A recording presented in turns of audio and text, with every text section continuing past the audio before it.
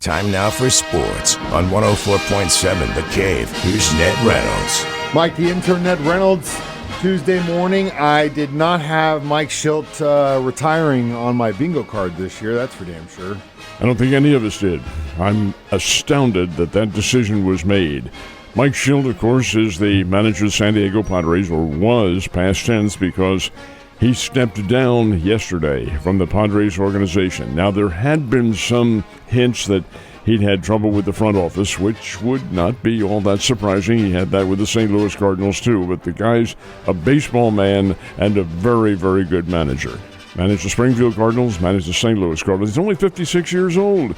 And he announced that he's stepping down, retiring, hinting that perhaps he has a job burnout. Well, anything can happen. It doesn't matter what the age is. But he also said he's packing his bags and moving back to North Carolina, which is his home.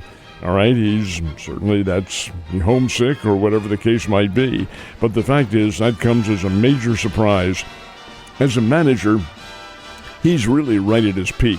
And he did have a good team with the San Diego Padres. No, they didn't get in. They got in the playoffs, yes, but they didn't get into the total championship round as such. And whether or not he is feeling like he's lost his touch or whatever the situation is, I have to think, Mike, that there's something behind all of this. And I have an opinion, but rather than express it now, I'm not sure that this is going to be bearing any fruit at all. But regardless of that, the Padres will be looking for a new manager. Crazy. So we've all seen the video by now.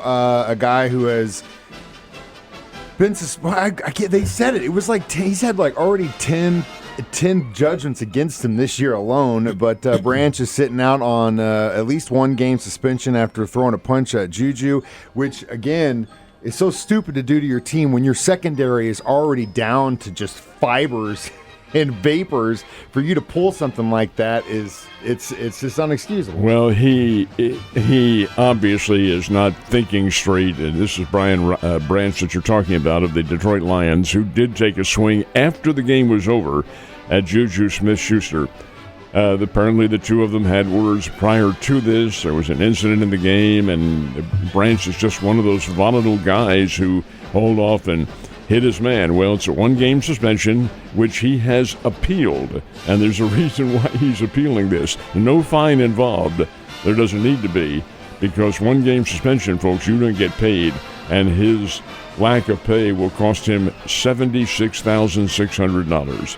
That's why he's appealing it. Now, what's going to happen with the appeal? Well, he can play during that time period, but once they levy that penalty, I can't see them reducing it at all. So it's a one-game suspension for him, but he will play at least until the appeal is adjudicated, and I think that'll probably come in a couple of weeks. I'll tell you exactly what it was. If you look at the stats following that game Sunday night, Juju he got an 83% Pro Football Focus run block rating. So that means he was eating Branch alive that entire game and bullying up on him. And you know what, though? You say it more than anybody else I've ever heard in my life. It's professional sports. And if that's the case, then you need to act like that. You got to think like a pro. That's exactly right. And what might have bothered Branch more than anything else is that in that game, the Chiefs were not flagged one time. Not one single penalty against Kansas City that entire game. He may have looked at the stats, I don't know, but he may have looked at that and said, that's absurd. This guy was mugging me out there. Anyway, regardless of that, he will, I'm sure, serve that one-game suspension. Yeah, well, I mean, your team loses by 13 points. It's not the penalties. Oh, no. Speaking of which, I also didn't have the Atlanta Falcons beating the Bills in Atlanta on Monday Night Football on my bingo card either, but here come the Falcons, and I love it.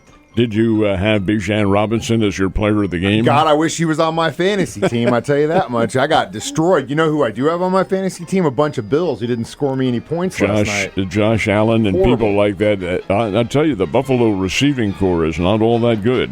Allen had a tough night, under 200 yards passing, but Bijan Robinson was the big story of the day. 238 yards of total offense, 170 on the ground, 68 receiving. Hey, this guy is a stud. He's the real thing. was a great star in college at Texas, and now he's taking it over to the Atlanta Falcons. I don't think the Falcons are all that good a team. Are they a consistent team? There's the problem. They aren't consistent, but they can have flashes of glory. And I noticed when they took the sideline shots, there is the owner, Arthur Blank, right down there, dressed to the hilt. I mean, the suit and tie and all that is the only time we've ever seen him. He has a suit and tie on. Why not? The guy's a corporate general. And indeed, he is focused on his team, and he wants them to win, and they did. And the Atlanta Falcons come away with a 24-14 win over the Buffalo Bills. The other Washington-Chicago game was an absolute dandy, won by the Chicago Bears 25-24 on a field goal at the gun by Jake Moody.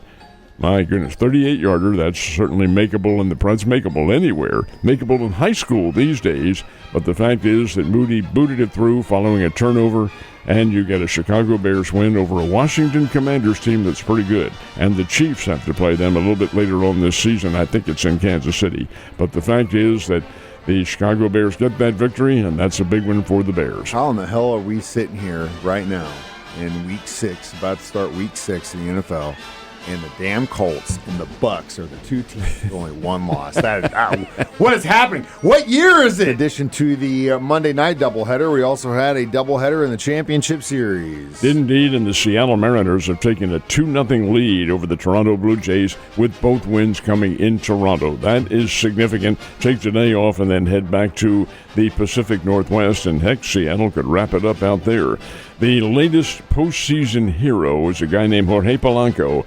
He has really carried the load for the Seattle Mariners. He belted a 3-run fifth-inning homer to boost the Mariners, gave them the lead, and then Seattle built on it from there to a 10-3 victory over Toronto, and that's a 2-games-to-none lead. Seattle's a pretty good team, folks. They're not a joke, and I really, I'm no prognosticator at all, but I did pick them to be in the World Series, and I think they're going to be there. Cal Raleigh on this team, home run year, have a pretty good pitching staff. So, indeed, Seattle looks like they're on their way.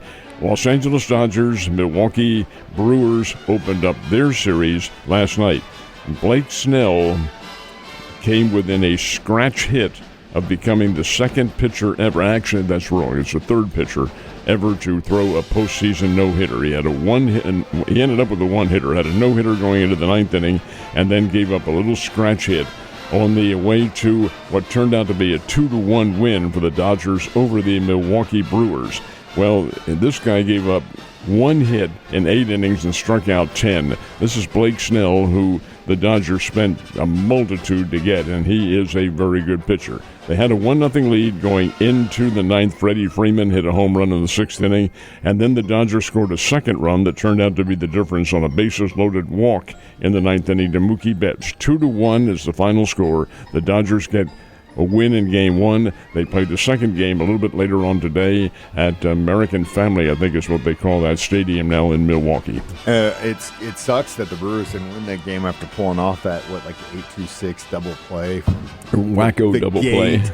Have you ever seen anything like that in your life? That's pretty rare. I mean, if anyone I'm going to ask, have you ever seen that, it's going to be you. And I've never seen that before. But, man, what a hell of a throw. So we've got the I can't believe we're actually even talking about this right now because, we're still about 5 months away from the madness, but we're already talking college basketball rankings because the season's about ready to start, isn't it? Well, keep in mind now the season will begin. The regular season begins in very late October for some of the teams. Certainly in early November it will begin. But this is the Associated Press preseason rankings, and no surprise, Purdue is the preseason number 1, followed, and this is the top 5. Purdue, Houston, Florida, Connecticut, and St. John's. Oh, wait a minute. What about our local teams? Well, the Arkansas Razorbacks are picked 14th in America. And Kansas, what is this? Kansas is 19th in America? Oh, my. Anyway, the Jayhawks have plunged a little bit, but we'll see. The season has a long way to go. No mention of Missouri. They did get some points, but they've got a long way to go to rebuild. But preseason number 1, the Purdue Boilermakers from West Lafayette, Indiana. Speaking of seasons, the season for the St. Louis Blues started out, and they kind of got a shaky start, at least game 1. But so far, Not a bad start. 2-1. They've gone on the road now and won both their games, one at Calgary and last night at Vancouver. British Columbia beat the Vancouver Canucks 5-2. Yeah, I think the Blues team is, probably pretty good. Now, how good? Probably a Stanley Cup playoff team. We'll see what happens when May and June roll around, but the fact is they did get a 5-2 win and now 2-1 on the year. Pro hockey is a game of attrition, just like pretty much all of the rest of them. Ned, have a great day, and I'll see you tomorrow.